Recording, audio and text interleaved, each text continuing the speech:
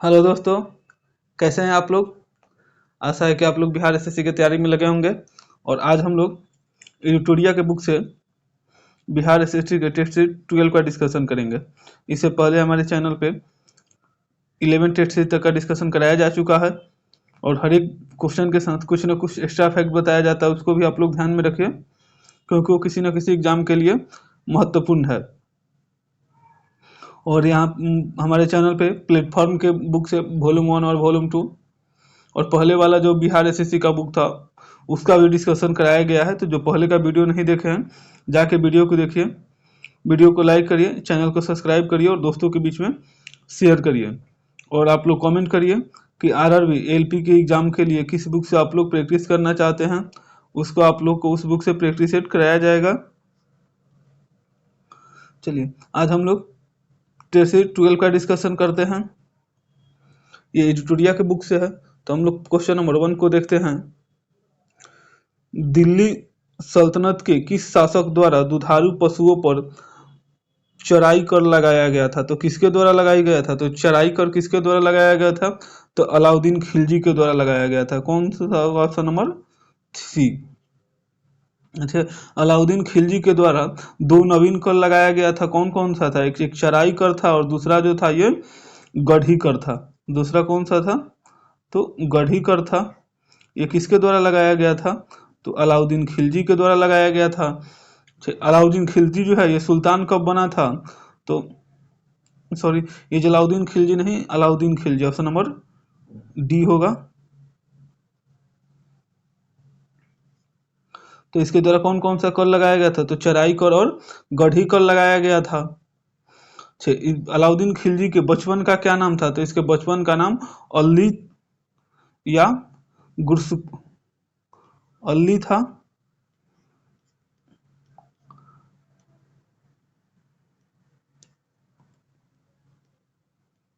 अली या गुरसप्पा था। अच्छा, और ये कब ये सुल्तान बना था, तो अलाउद्दीन खिलजी जो है ये 22 अक्टूबर 1296 को ये दिल्ली का सुल्तान बना था। और ये क्या किया था, अलाउद्दीन खिलजी को हम लोग अशास्त्रीय शासक भी कहते हैं, अशास्त्रीय सुल्तान भी कहते हैं, क्योंकि ये क्या किया था, तो बाजार नियंत्रण लागू किया था, मूल नियंत्रण प्रणाली को दृढ़ता से लागू किया था। और अलाउद्दीन खिलजी जी ने सेना को नगद वेतन देने तथा अस्थायी सेना की नींव रखी थी। चलिए नेक्स्ट क्वेश्चन हम लोग देखते हैं, क्वेश्चन नंबर 2। 1857 की क्रांति में नाना साहब के सैनिकों का नेतृत्व कौन कर रहा था, तो नाना साहब के सैनिकों का नेतृत्व कौन कर रहा था, तो तांत्या टोप कर रहा था, ऑप्शन नंबर सी। कानपुर में 5 अक्टूबर 1857 को विद्रोह आरंभ हुआ था। कानपुर में कब आरंभ हुआ था, तो 5 जून 1857 को आरंभ हुआ था। और इसमें नाना साहब ने सैनिकों का नेतृत्व तांत्या टोप कर रहे थे, जिसका वास्तविक नाम क्या था, तो इनका वास्तविक नाम था रामचंद्र पांडुरंग था। नेक्स्ट क्वेश्चन हम लोग देखते हैं, क्वेश्चन नंबर 3। स्वामी दयानंद सरस्वती का बचपन का नाम क्या था, तो स्वामी दयानंद सरस्वती का बचपन का नाम मूल शंकर था, option number A. Swami Dayanand Saraswati के जो विचार और चिंतन का प्रकाशन उनकी एक प्रसिद्ध पुस्तक है। इनकी एक प्रसिद्ध पुस्तक कौन सी थी, यथार्थ प्रकाश, सत्यार्थ प्रकाश जो है इनकी एक प्रसिद्ध पुस्तक है। इनमें इनकी विचार एवं चिंतन का प्रकाशन किया गया है। नेक्स्ट क्वेश्चन हम लोग देखते हैं, क्वेश्चन नंबर 4। भारतीय राष्ट्रीय कांग्रेस के किस अधिवेशन में पहली बार एक महिला को अध्यक्ष चुना गया था, तो किसमें चुना गया था, तो 1917 के कलकत्ता अधिवेशन में किसे चुना गया था, तो प्रथम भारतीय राष्ट्रीय कांग्रेस की प्रथम महिला अध्यक्ष कौन थी, तो एनी बेसेंट थी। अच्छा, अगर पूछा जाए कि पहली महिला भारतीय कांग्रेस की पहला जो है भारतीय महिला अध्यक्ष कौन थी, तो सरोजिनी नायडू थी। सरोजिनी नायडू को कब बनाया गया था, तो सरोजिनी नायडू को 1925 में जो कांग्रेस का अधिवेशन हुआ था इसमें नायडू को अध्यक्ष बनाया गया था। नेक्स्ट क्वेश्चन हम लोग देखते हैं, क्वेश्चन नंबर 5। बाल गंगाधर तिलक के द्वारा गीता रहस्य नामक पुस्तक की रचना कहाँ की गई थी? तो गीता रहस्य नामक पुस्तक की रचना कहाँ की गई थी? तो मांडले में की गई थी, ऑप्शन नंबर सी। अच्छा, 1908 में तिलक को केसरी के प्रकाशन के लेखों के आधार पर इन्हें क्या किया गया था? 6 वर्ष के लिए कारावास की सजा देकर मांडले जेल, बर्मा में जो है, ये मांडले जेल कहाँ है? तो बर्मा में है, यहाँ भेज दिया गया था। और इसी जेल में इन्होंने गीता रहस्य नामक पुस्तक लिखी थी। और ये नेक्स्ट क्वेश्चन हम लोग देखते हैं, क्वेश्चन नंबर 6। गांधी इरविन समझौता के परिप्रेक्ष्य में किसने गांधी और इरविन को दो महात्मा की संज्ञा दी? तो दो महात्मा की संज्ञा किसने दी थी? सरोजिनी नायडू ने दी थी, ऑप्शन नंबर बी। जो गांधी जो सविनय अवज्ञा आंदोलन के विस्तार होने के स्वरूप को देखते हुए जो बसराज इरविन ने देश के सौहार्द और वातावरण उत्पन्न करने के उद्देश्य से 26 जनवरी 1931 को क्या किया था? तो गांधी जी को जेल से रिहा कर दिया था। और तेज बहादुर शुक्ल, एम.आर. जयकर्ण के प्रयत्नों से गांधी जी और इरविन के मध्य क्या हुआ था? तो 1931 में दिल्ली में एक वार्ता हुआ था। ये कब हुआ था? तो मार्च 1931 में हुआ था। और इसी को गांधी इरविन समझौता के नाम से जानते हैं।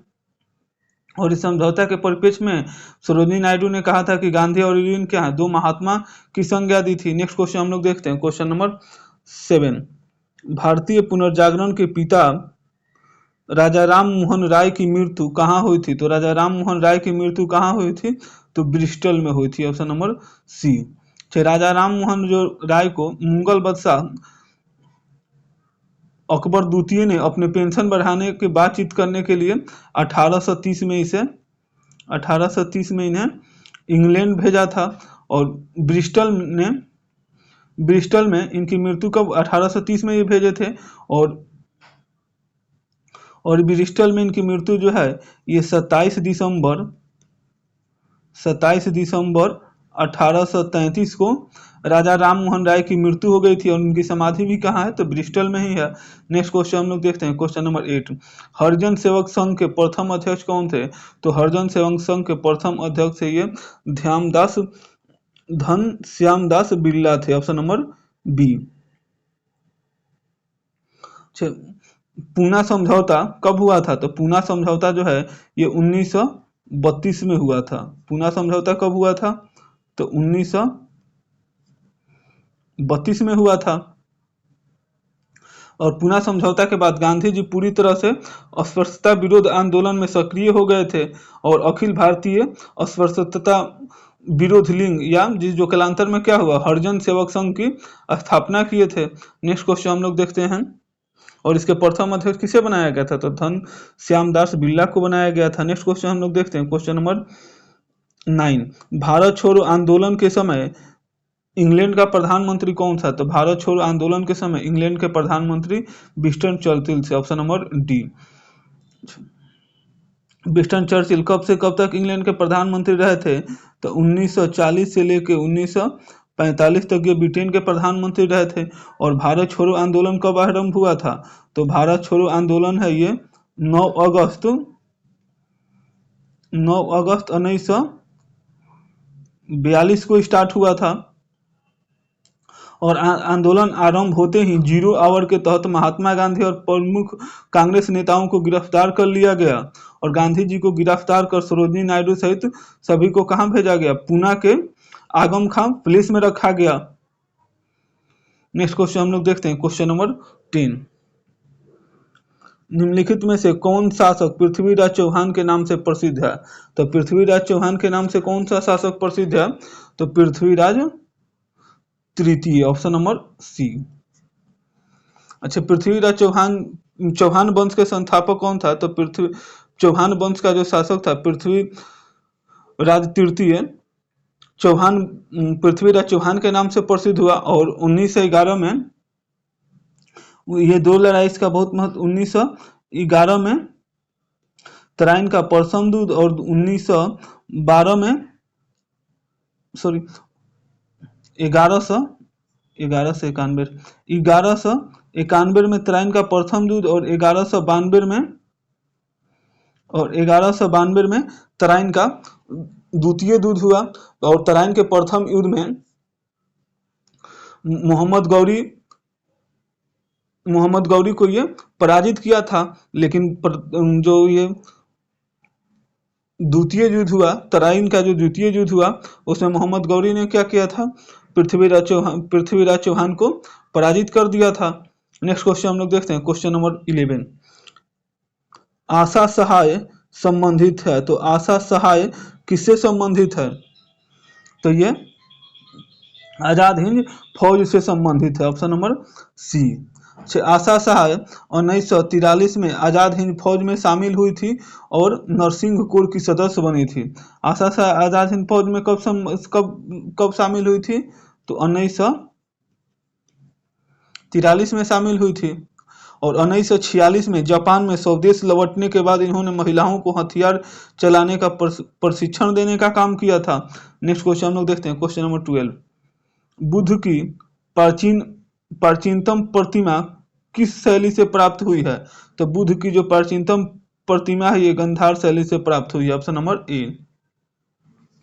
अच्छा, बुद्ध की जो सबसे प्राचीन मूर्ति का निर्माण गंधार कला शैली के अंतर्गत हुआ है। और गंधार कला शैली को हिंदू यूनानी कला शैली के नाम से भी जाना जाता है। गंधार कला शैली का जो विषय वस्तु है ये भारतीय थी, परंतु कला शैली कैसी थी? यूनानी तथा रोमन थी। नेक्स्ट क्वेश्चन हम लोग देखते हैं, क्वेश्चन नंबर 13।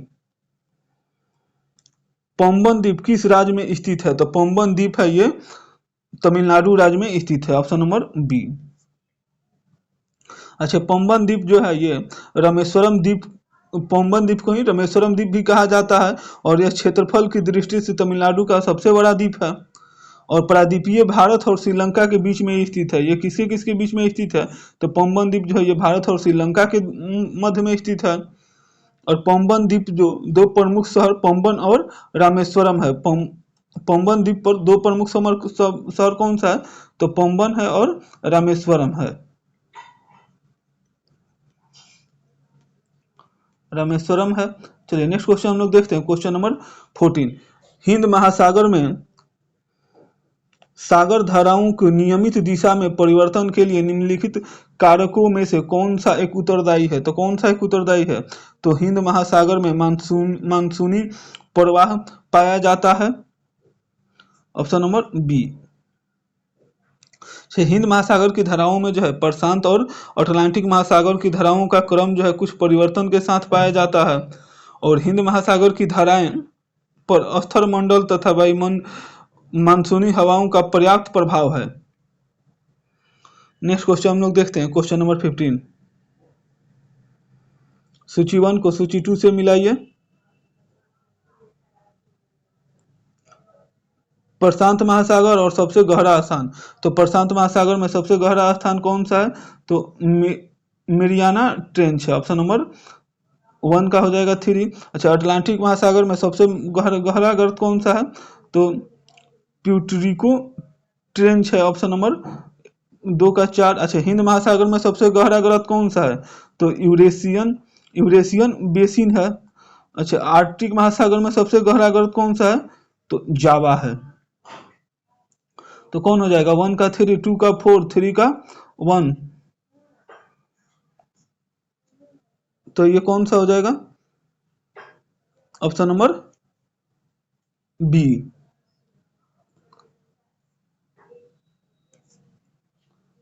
नेक्स्ट क्वेश्चन हम लोग देखते हैं, क्वेश्चन नंबर 16। संयुक्त राज्य अमेरिका के मध्य मैदानों पर चिनूक हवाओं का क्या प्रभाव पड़ता है? तो चिनूक हवाओं का क्या प्रभाव पड़ता है? तो इसमें चिनूक हवाओं में जाड़े का तापमान बढ़ जाता है, ऑप्शन नंबर ए। चिनूक का अर्थ क्या होता है? तो हिमभक्षी होता है। यह जो चिनूक कहाँ चलता है? तो रॉकी पर्वत के पूर्वी ढालों के सहारे चलने वाले गर्म और शुष्क पवन है। दक्षिण में कोल्ड्रेला के दक्षिण भाग से उत्तर के कनाडा के ब्रिटिश कोलंबिया तक प्रवाहित होता है।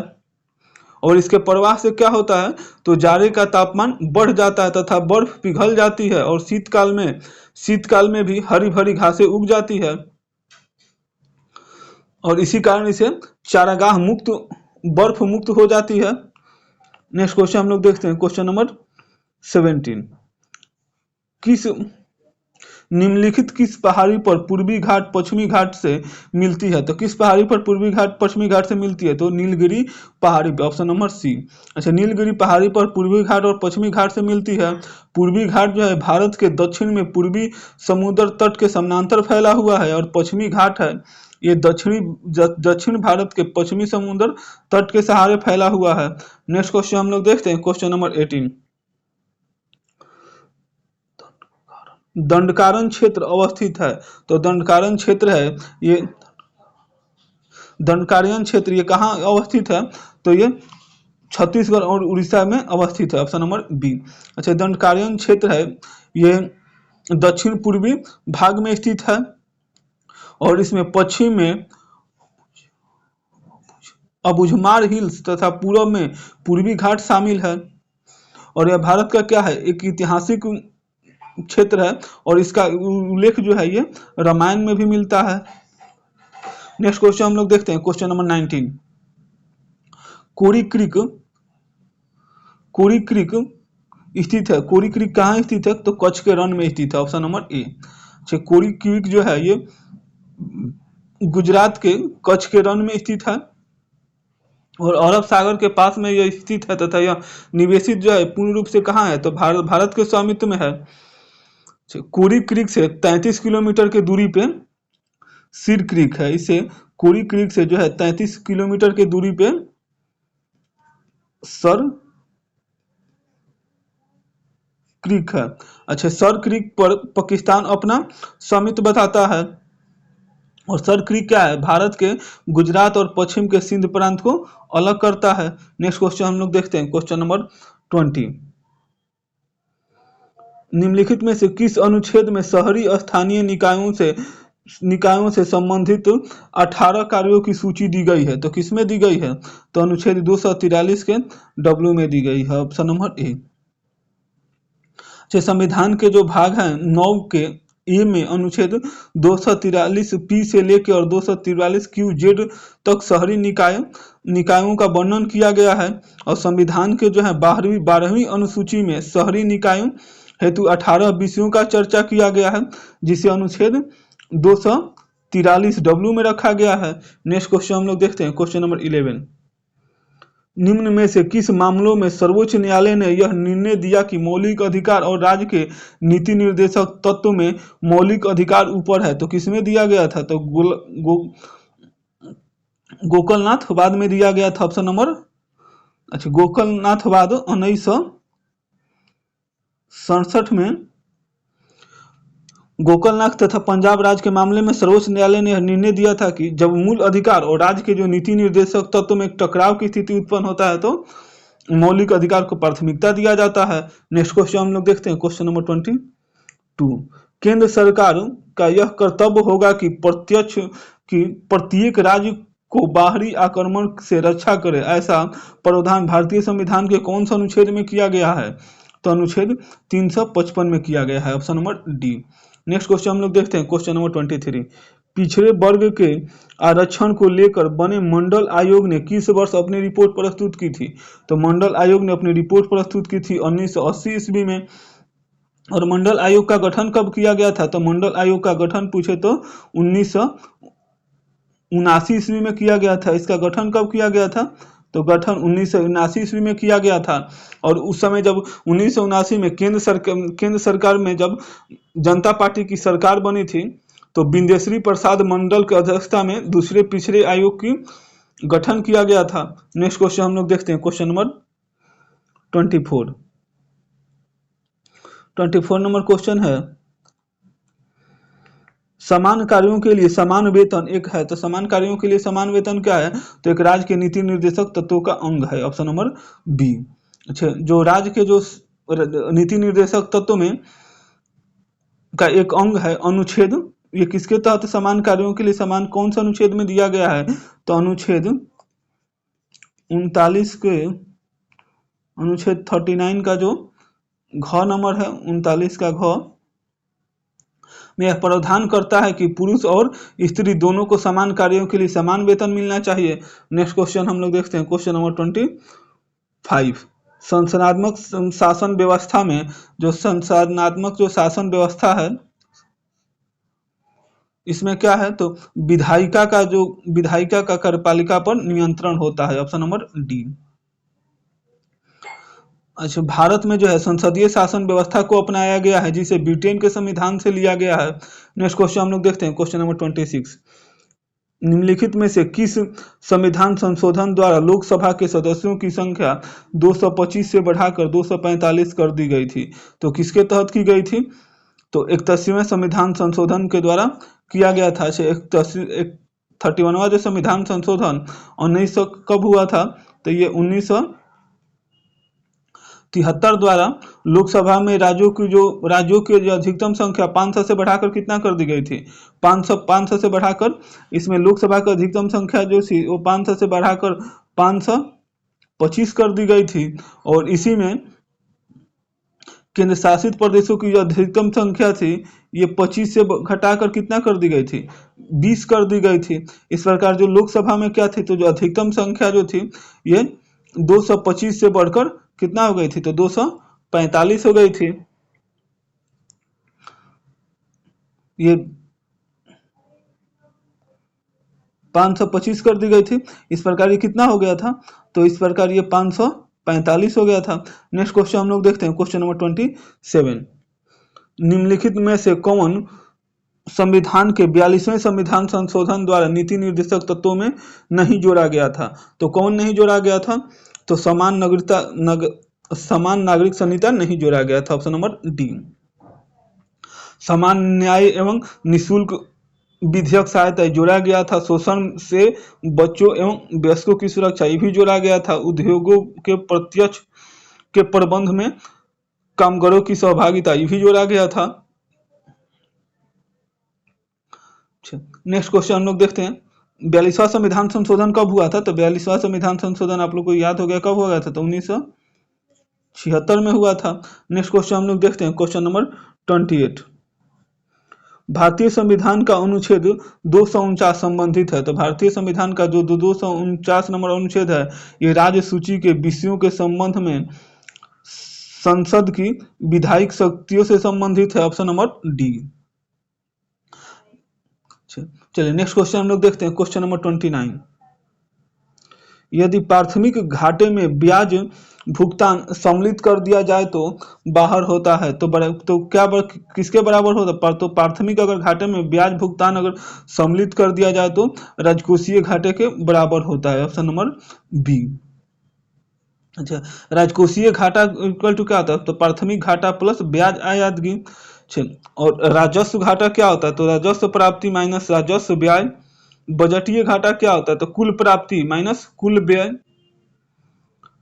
राजकोषीय घाटा जो होता है ये राजकोषीय प्राप्ति प्लस ऋणों से प्राप्ति प्लस अन्य प्राप्ति माइनस कुल व्यय होता है। ये क्या होता है? राजकोषीय घाटा होता है। नेक्स्ट क्वेश्चन हम लोग देखते हैं, क्वेश्चन नंबर 30। भारत में मुद्रास्फीति दर की माप किस आधार पर की जाती है? तो उपभोक्ता मूल्य सूचकांक के आधार पर की जाती है, थोक मूल्य सूचकांक के आधार पर की जाती है, श्रमिकों की जीवन निर्वाहन लागत के सूचकांक पर की जाती है, तो सभी पे की जाती है। Option number D. तो नेक्स्ट क्वेश्चन हम लोग देखते हैं, क्वेश्चन नंबर 31।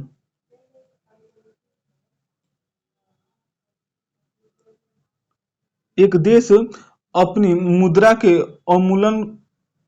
अवमूल्यन का सहारा लेता है। तो एक देश जो है एक देश जो है अपनी मुद्रा का अवमूल्यन का सहारा कब लेता है? तो व्यापार शेष को ठीक करने के लिए लेता है। Option number A. अच्छा, अवमूल्यन का अर्थ है किसी देश की मुद्रा को बाह्य मूल्य को कम कर देना। और इससे क्या होता है? तो इसका प्रभाव क्या पड़ता है? तो इससे निर्यात में वृद्धि होती है। नेक्स्ट क्वेश्चन हम लोग देखते हैं, क्वेश्चन नंबर 32। व्यापार संतुलन में निम्नलिखित में से कौन शामिल होता है? तो व्यापार संतुलन में कौन सा शामिल होता है? तो माल शामिल होता है, ऑप्शन नंबर ए। दो देशों के मध्य जो है किसी अवधि में हुए आयात और निर्यात के मौद्रिक मूल्य के अंतर को क्या कहते हैं? व्यापार संतुलन कहते हैं। और किसी देश के लिए जब निर्यात मूल्य आयात मूल्य के की तुलना में अधिक होता है तो देश जो है ये व्यापार अधिशेष में, जबकि निर्यात की तुलना में अगर आयात अधिक होने पर व्यापार घाटे की स्थिति में होता है। नेक्स्ट क्वेश्चन हम लोग देखते हैं, क्वेश्चन नंबर 33। एक बंद अर्थव्यवस्था, यह एक बंद अर्थव्यवस्था वह अर्थव्यवस्था है जिसमें न तो निर्यात होता है और न ही आयात होता है, ऑप्शन नंबर डी। इसे हम लोग क्या कहते हैं? बंद अर्थव्यवस्था को क्लोज इकोनॉमी भी कहते हैं। नेक्स्ट क्वेश्चन हम लोग देखते हैं, क्वेश्चन नंबर 34। 1949 में भारत सरकार द्वारा नियुक्त राष्ट्रीय आय समिति का अध्यक्ष किसे बनाया गया था? तो किसे बनाया गया था? पीसी महालनोबिस को बनाया गया था, option number B. Next question हम लोग देखते हैं, क्वेश्चन नंबर 35। निम्नलिखित में से कौन सा एक आर्थिक वृद्धि का परिचायक है? तो आर्थिक वृद्धि का परिचायक कौन है? तो वास्तविक प्रति व्यक्ति आय में सुधार, सुस्थिर वृद्धि, ऑप्शन नंबर बी। अच्छा, आर्थिक समृद्धि से अभिप्राय है किसी समय अवधि में किसी अर्थव्यवस्था में होने वाले वास्तविक आय की वृद्धि से है। नेक्स्ट क्वेश्चन में हम देखते हैं, क्वेश्चन नंबर 36। इजराइल में फंसे लोगों के बचाव हेतु भारत सरकार ने किस ऑपरेशन की शुरुआत की थी? तो कौन से ऑपरेशन की शुरुआत की थी? तो ऑपरेशन अजय की शुरुआत की थी, option number A. Next question हम लोग देखते हैं, क्वेश्चन नंबर 37। अंतर्राष्ट्रीय क्रिकेट में सर्वाधिक छक्का लगाने का रिकॉर्ड किस खिलाड़ी के नाम है? तो किस खिलाड़ी के नाम है? तो रोहित शर्मा के नाम है, ऑप्शन नंबर बी। अच्छा, पहले किसके नाम से था? तो पहले जो है क्रिस गेल के नाम से था। जो क्रिस गेल के नाम से पहले कितने छक्का था? तो 553 थे। और जबकि रोहित शर्मा कुल कितना छक्का बनाए हैं? तो रोहित शर्मा जो है पाकिस्तान के खिलाफ ये अपना 554वां छक्का मारे, तो ये क्रिस गेल का रिकॉर्ड तोड़े हैं। नेक्स्ट क्वेश्चन हम लोग देखते हैं, क्वेश्चन नंबर 38। केंद्र सरकार की महत्वाकांक्षी योजना मेरा युवा भारत को कब लॉन्च की जाने की घोषणा की गई है? तो कब लॉन्च की जाने की घोषणा की है? तो 31 अक्टूबर 2023 को की है, option number A. Next question हम लोग देखते हैं, क्वेश्चन नंबर 39 नंबर क्वेश्चन है,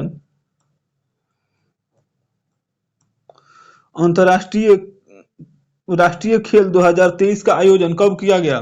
तो राष्ट्रीय खेल जो है 2023 का आयोजन कहाँ किया गया? तो गोवा में किया गया, ऑप्शन नंबर ए। अच्छा, 2022 में इसका आयोजन कहाँ किया गया था? तो 2022 में इसका आयोजन है ये गुजरात में किया गया था। गुजरात में कब किया गया था? तो अंतर्राष्ट्रीय खेल का आयोजन 2022 में किया गया था, ये गुजरात में किया गया था। नेक्स्ट क्वेश्चन हम लोग देखते हैं, क्वेश्चन नंबर 40। एशियन गेम 2023 में स्वर्ण पदक जीतने वाले ज्योति सुरेखा का संबंध किस खेल से है? तो ज्योति सुरेखा का संबंध किस खेल से है? तो तीरंदाजी से, option number A. Next question हम लोग देखते हैं, क्वेश्चन नंबर 41। हाल ही में किस राज्य ने 3 नए जिलों की स्थापना की मंजूरी दी है?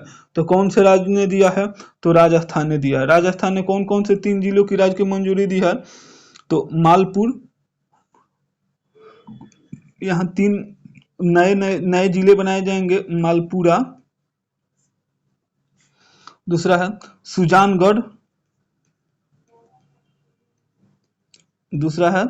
सुजानगढ़, और तीसरा है कुचमन सिटी। नेक्स्ट क्वेश्चन हम लोग देखते हैं, क्वेश्चन नंबर 42। भारतीय वायुसेना दिवस 2023 का विषय या थीम क्या था? तो 2023 के विषय का थीम क्या था? तो air power beyond boundary, option number B. अच्छा, भारतीय वायुसेना दिवस प्रतिवर्ष कितने तारीख को मनाया जाता है? तो प्रतिवर्ष ये 8 अक्टूबर को मनाया जाता है। कब मनाया जाता है? तो 8 अक्टूबर को मनाया जाता है। और 2023 में इसका थीम क्या था? तो air power beyond boundaries. Next question हम लोग देखते हैं, क्वेश्चन नंबर 43। विश्व प्रेस स्वतंत्रता सूचकांक 2023 में भारत का स्थान क्या है? तो इसमें भारत का स्थान 161वां है, ऑप्शन नंबर डी। अच्छा, 2022 में इसमें भारत का स्थान क्या था? तो 2022 में पूछे तो इसमें 2022 में जो है वो भारत का स्थान 150वां था। इसलिए आप लोग देख रहे होंगे कि कितना देश के सुधार हो रहा है प्रेस स्वतंत्रता में, सूचकांक में। अच्छा, इसमें पहले स्थान पर कौन सा है? तो पहले स्थान पे 2023 में जो है ये पहले स्थान पे नॉर्वे है। ये किसके द्वारा जारी किया जाता है? तो ये रिपोर्ट विथआउट बॉर्डर द्वारा जारी किया जाता है। ये जो रिपोर्ट है, रिपोर्ट विथआउट बॉर्डर द्वारा जारी किया जाता है। नेक्स्ट क्वेश्चन हम लोग देखते हैं, question number 44। Dina Dina Boluarte Dina Boluarte किस देश के नए राष्ट्रपति हैं? तो किस देश के नए राष्ट्रपति हैं? तो पेरू के नए राष्ट्रपति हैं, option number B. Next question हम लोग देखते हैं, question number 45। Internet in India report 2022 के अनुसार भारत की कितनी प्रतिशत आबादी इंटरनेट का उपयोग करती है? तो कितने प्रतिशत करती है? तो 52% करती है, ऑप्शन नंबर सी। जैसे सबसे ज़्यादा इंटरनेट का उपयोग कहाँ होता है? तो गोवा में होता है। गोवा में कितना परसेंट होता है? तो गोवा में लगभग 70% इंटरनेट का उपयोग होता है। और सबसे कम कहाँ होता है? तो सबसे कम अपने बिहार में होता है। यहाँ कम कितना होता है? तो यहाँ 32% होता है। नेक्स्ट क्वेश्चन हम लोग देखते हैं, क्वेश्चन नंबर 46। शिव शंकरी को किस कृति के लिए सरस्वती सम्मान 2022 से सम्मानित किया गया? तो किस कृति के लिए किया गया है? तो सूर्यवंशम के लिए किया गया है, ऑप्शन नंबर बी। अच्छा, और ये जो ये है सूर्यवंशम, ये किस भाषा की है? तो ये तमिल भाषा की है। किस भाषा की है? तो ये नेक्स्ट क्वेश्चन हम लोग देखते हैं, क्वेश्चन नंबर 47। पीएम मित्र योजना के तहत कितने राज्यों में मेगा टेक्सटाइल पार्क स्थापित करने की मंजूरी दी गई है? तो कितने राज्यों में दी गई है? तो 7 राज्यों में दी गई है, ऑप्शन नंबर ए। अच्छा, जो केंद्रीय कपड़ा मंत्री है पीयूष गोयल ने तमिलनाडु में भारत का जो पहला मेगा टेक्सटाइल पार्क को लॉन्च किया है। और इसी योजना के तहत 7 राज्यों में पार्क स्थापित करने की घोषणा किया है। नेक्स्ट क्वेश्चन हम लोग देखते हैं, क्वेश्चन नंबर 48। परमाणु ऊर्जा संस्था की स्थापना किस वर्ष की गई? तो इसकी स्थापना किस वर्ष की गई थी? तो 1955 ईस्वी में की गई थी, ऑप्शन नंबर डी। अच्छा, भारत में जो है परमाणु ऊर्जा आयोग की स्थापना कब की गई थी? तो आयोग की स्थापना अगर पूछे तो 1948 में की गई थी। और परमाणु ऊर्जा विभाग की स्थापना कब की गई थी? तो परमाणु ऊर्जा विभाग की स्थापना 1954 में की गई थी। और परमाणु ऊर्जा संस्था की स्थापना कब की गई थी? तो परमाणु ऊर्जा संस्था की स्थापना 1955 में की गई थी। नेक्स्ट क्वेश्चन हम लोग देखते हैं, क्वेश्चन नंबर 49। होलकर हॉकी का संबंध किस खेल से है? तो होलकर हॉकी का जो संबंध है ये ब्रिज खेल से, ऑप्शन नंबर बी। अच्छे, सर्किट कप का संबंध किस खेल से है? तो गोल्फ से है। फेडरेशन कप का संबंध किस खेल से है? तो बास्केटबॉल से है।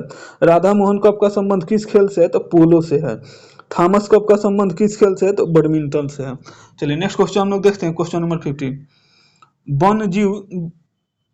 विश्व वन जीव दिवस प्रतिवर्ष कब मनाया जाता है? तो विश्व जो है वन जीव दिवस ये प्रतिवर्ष 3 मार्च को मनाया जाता है, ऑप्शन नंबर ए।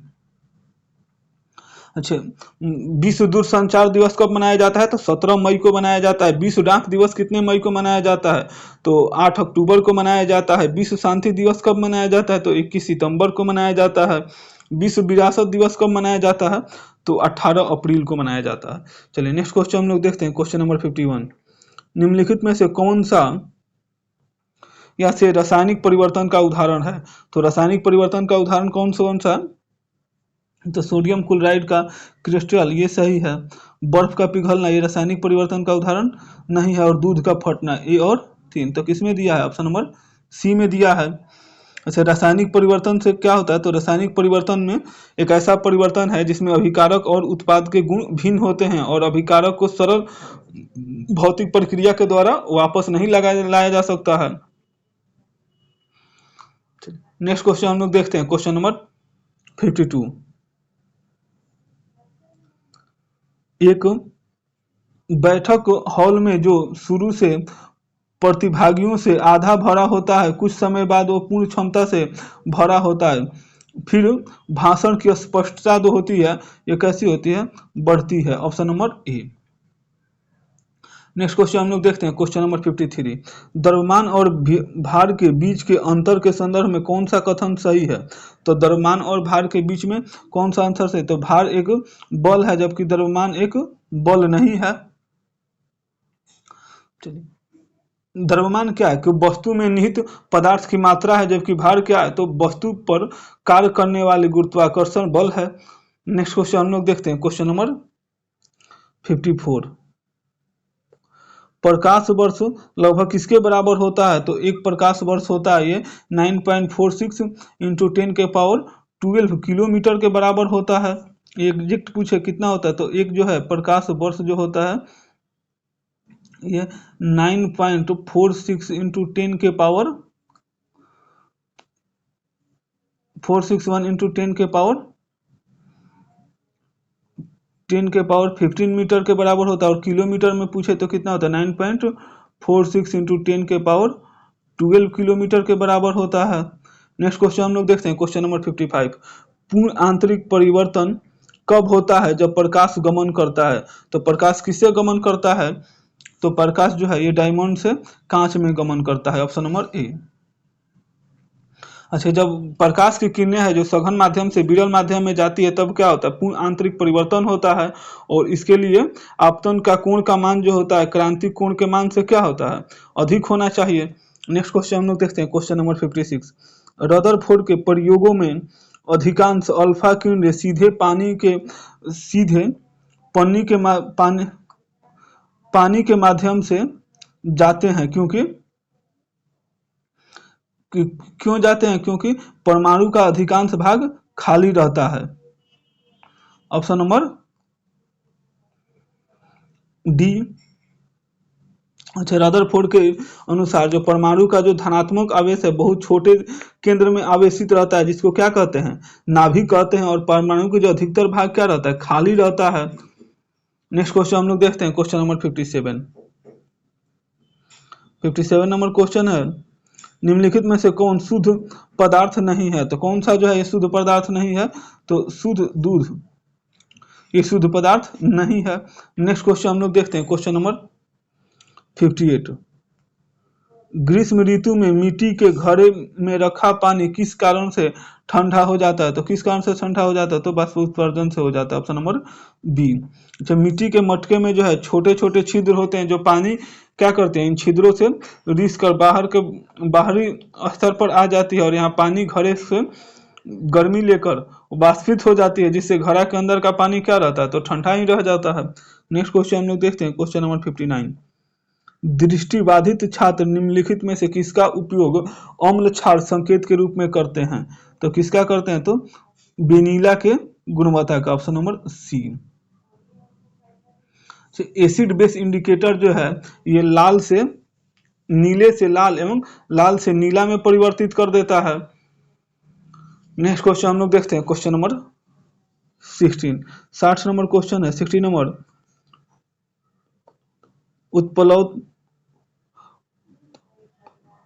उत्प्लवनता किस पर निर्भर करती है? तो जो उत्प्लवता है ये विस्थापन के द्रव्यमान पर निर्भर करती है। Option number D. Next question हम लोग देखते हैं, क्वेश्चन नंबर 61। डिटर्जेंट पाउडर में फास्फेट की भूमिका है। तो फास्फेट की भूमिका क्या है? तो कैल्शियम 2+ मैग्नीशियम आयन को पानी से हटाना जो कठोरता का क्या होता है? कारण बनता है। Option number B. Next question हम लोग देखते हैं, क्वेश्चन नंबर 63। ग्लूकोमा का उपचार निम्नलिखित में से किसके द्वारा किया जाता है? तो ग्लूकोमा का जो उपयोग है ये क्लोनर्जिक दवा के लिए किया जाता है। Option number C. अच्छा, ग्लूकोमा रोग है ये किससे संबंधित है? तो ग्लूकोमा रोग जो है ये आंख से संबंधित है। किसके संबंधित है ये? तो ये आंख से संबंधित है। और इसके उपचार के लिए कोलिनर्जिक दवा का उपयोग किया जाता है। नेक्स्ट क्वेश्चन हम लोग देखते हैं, क्वेश्चन नंबर 63। पौधों के किस भाग से केसर प्राप्त किया जाता है? तो पौधों के जो है ये वर्तिकाग्र एवं वर्तिका से केसर प्राप्त किया जाता है। Option number B. अच्छा, केसर जो है ये कोसर कोसर सेटिवस पौधों के जो शाखा के वर्तिकाग्र से प्राप्त होता है। और केसर का वनस्पति नाम क्या है? तो क्रोकस सेटाइवस है, क्रोकस सेटाइवस है। और ये दुनिया का क्या है? तो सबसे महंगा मसाला है। और ये इसका उत्पादन कहाँ होता है? तो इसका उत्पादन ग्रीस में होता है। नेक्स्ट क्वेश्चन हम लोग देखते हैं, क्वेश्चन नंबर 64। निम्नलिखित में से कौन सा एक वनस्पति प्रवर्धन की विधि नहीं है? तो वनस्पति प्रवर्धन की विधि कौन सी नहीं है? तो बुआई नहीं, option number C. Next question हम लोग देखते हैं, क्वेश्चन नंबर 65। निम्नलिखित में से कौन सा कथन एक लिंगी फूलों के लिए सत्य है? तो इसमें कौन सा सत्य है? तो इनके पुष्कर और स्त्रीलिंग दोनों होते हैं, ये गलत है। उनके पास या तो पुंकेसर होता है या तो स्त्री केसर होता है, ये सही है। वे पर पराग प्रदर्शित करते हैं, ये भी सही है। केवल पुंकेसर वाले उभयलिंगी फूल फल नहीं देते हैं, ये भी सही है। तो कौन सा हो जाएगा जिसमें? ऑप्शन नंबर बी, 2, 3 और 4 है इसमें। नेक्स्ट क्वेश्चन हम लोग देखते हैं, क्वेश्चन नंबर 66। डायस्टोल के दौरान, तो डायस्टोल के दौरान क्या होता है? तो हृदय रक्त में, हृदय जो रक्त है ये क्या होता है? तो हृदय जो है ये रक्त से भर जाता है, ऑप्शन नंबर डी। अच्छा, आलिंद जो है डायस्टोल के दौरान ऑक्सीजन रहित रक्त जो है ये दाएं आलिंद में, और ऑक्सीजन युक्त जो रक्त है ये बाएं आलिंद में प्रवेश करता है। वेंट्रिकुलर जो है ये डायस्टोल के दौरान ऑक्सीजन युक्त जो है रक्त जो है बाएं आलिंद से दाएं वेंट्रिकल में प्रवेश करता है। और जो ऑक्सीजन रहित जो रक्त है ये दाएं स्ट्रियम से बाएं वेंट्रिकल में प्रवेश करता है। नेक्स्ट क्वेश्चन हम लोग देखते हैं, क्वेश्चन नंबर 67। धमनी एक रक्त वाहिका है जो रक्त ले जाती है। तो ये रक्त किससे ले जाती है? तो हृदय से दूर ले जाती है, ऑप्शन नंबर ए। अच्छा, धमनी में जो है ये रक्त को हृदय से दूर ले जाती है और ऑक्सीजन युक्त रक्त को हृदय से शरीर के ऊतकों तक पहुंचाती है। और अपवाद स्वरूप कौन सा है? तो फुसफुसी धमनी जो है ये हृदय से फेफड़ों तक ऑक्सीजन रहित रक्त के लेके जाती है। नेक्स्ट क्वेश्चन हम लोग देखते हैं, क्वेश्चन नंबर 68। कौन सी कोशिकाओं को सची कोशिका नहीं माना जाता है? तो कौन सी कोशिका को नहीं माना जाता है? तो प्लेटलेट्स को सची कोशिका नहीं माना जाता है, option number A. Next question हम लोग देखते हैं, क्वेश्चन नंबर 69। सलजम किस कुल से संबंधित है? तो जो सलजम है ये क्रूसिफेरी कुल से संबंधित है, ऑप्शन नंबर सी। अच्छा, सोलनेसी कुल में कौन सा आता है? तो आलू, टमाटर, लाल मिर्च, बैगन, तमाकू आता है। रुटेसी कुल में कौन सा आता है? तो नींबू, संतरा, मौसमी आता है। रोजेसी कुल में कौन कौन सा आता है? तो सेब, गुलाब, नाशपाती आता है। नेक्स्ट क्वेश्चन हम लोग देखते हैं, क्वेश्चन नंबर 17। निम्नलिखित में से कौन सा रोगवाहक और रोग का सुमिलित युग्म है? तो कौन सा है? तो यूकेलियस जो है किससे संबंधित है? तो फलेरिया से संबंधित है, option number A. Next question हम लोग देखते हैं, क्वेश्चन नंबर 71। आयरन की कमी से होने वाला एनीमिया किस परजीवी संक्रमण की जटिलता है? तो कौन से परजीवी की जटिलता है? तो हुक वर्म का है, option number C. Next question हम लोग देखते हैं, क्वेश्चन नंबर 72। निम्नलिखित में से किसका उपयोग जो है ये प्रोबायोटिक के रूप में किया जाता है? तो किसका उपयोग जो है ये प्रोबायोटिक के रूप में किया जाता है? तो लैक्टोबैसिलस का उपयोग जो है ये प्रोबायोटिक के रूप में किया जाता है, ऑप्शन नंबर बी। और ये कहाँ पाया जाता है? तो ये हमारे आंत में पाया जाता है। नेक्स्ट क्वेश्चन हम लोग देखते हैं, क्वेश्चन नंबर 73। शीतल पेय के बोतलों और बच्चों को दूध पिलाने वाले बोतलों पर आमतौर पर बनी होती है। तो किसकी बनी होती है? तो पॉलीस्टाइरीन की बनी होती है, option number C. Next question हम लोग देखते हैं, क्वेश्चन नंबर 74। नाइट्रिक उर्वरक में अत्यधिक प्रयोग से बच्चों में कौन सा रोग होता है? तो बच्चों में जो है ये मेथोमोग्लूनियम रोग होता है, ऑप्शन नंबर सी। और आज का हम लोग को लास्ट क्वेश्चन देखते हैं 75 नंबर क्वेश्चन। बायोगैस में मीथेन सामग्री है, तो बायोगैस में मीथेन का प्रतिशत कितना है, तो 55.8 है। तो किसमें होता है, तो ये ऑप्शन नंबर बी। अच्छा, बायोगैस में कार्बन डाइऑक्साइड का प्रतिशत कितना होता है, तो 25 से 50% होता है। नाइट्रोजन का प्रतिशत कितना होता है, तो 0 से लेकर 10% तक होता है। हाइड्रोजन का प्रतिशत है 0 से लेके 1% तक होता है। और हाइड्रोजन सल्फर का जो प्रतिशत है 0 से लेके 3% तक होता है। तो चलिए 75 क्वेश्चन का श्रृंखला यहीं पे समाप्त होता है। आप लोग वीडियो को पूरा देखिए, चैनल को सब्सक्राइब करिए, वीडियो को लाइक करिए और दोस्तों के बीच में शेयर करिए। और आप लोग कमेंट करिए कि आरआरबी एलपी के एग्जाम के लिए किस बुक से इसका प्रैक्टिस सेट कराया जाए। इसका जल्द ही हमारे चैनल पे प्रैक्टिस सेट इसका भी कराया जाएगा। Thank you for watching video. Please like and subscribe. Thank you.